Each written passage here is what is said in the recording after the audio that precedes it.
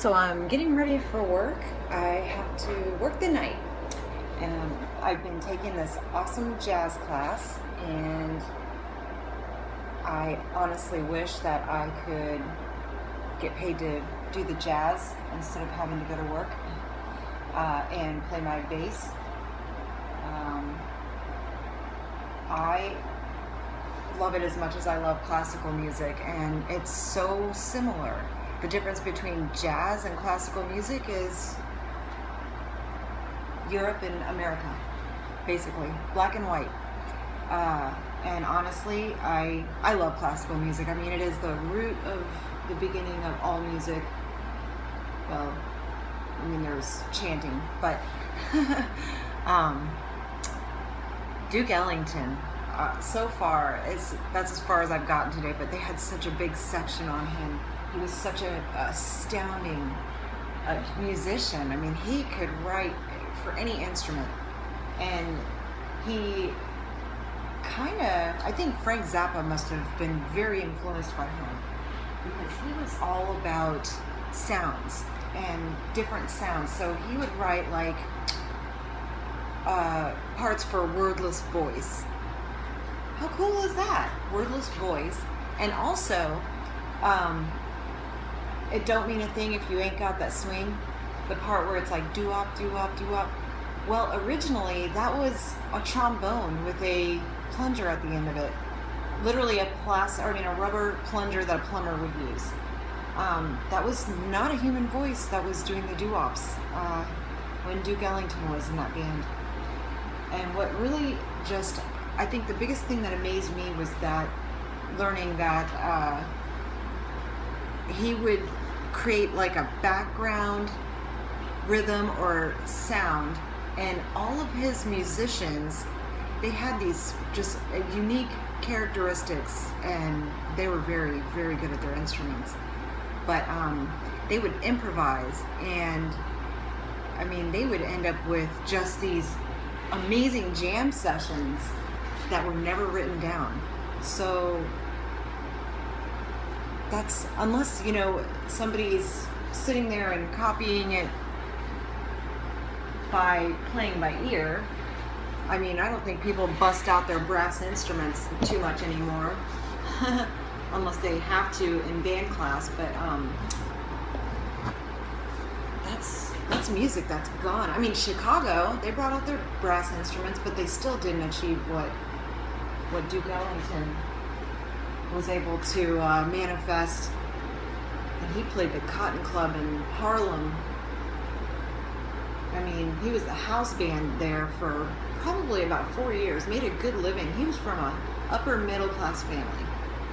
Anyhow, I love this jazz class. It's such a good break from learning about human disease and immunology, which I'll be back to that next week.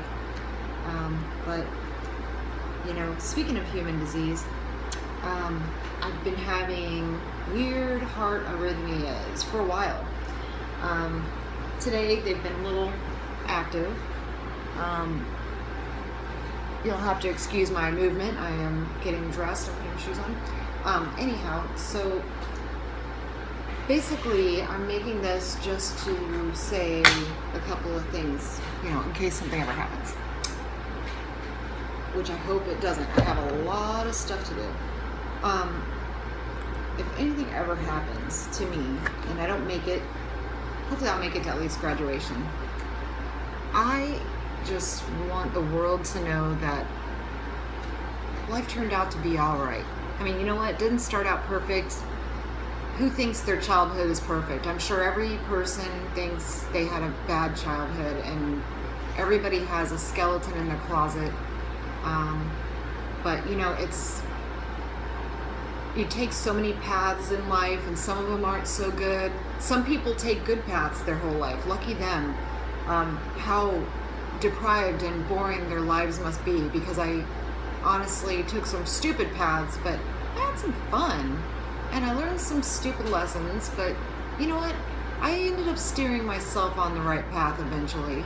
And I think it's when you just get a clear image in your mind of what exactly it is you want to do, and what you want to contribute, and when you're serious about really living and having a passion for living, and you know what purpose it is you have and what footprint you want to leave on this planet.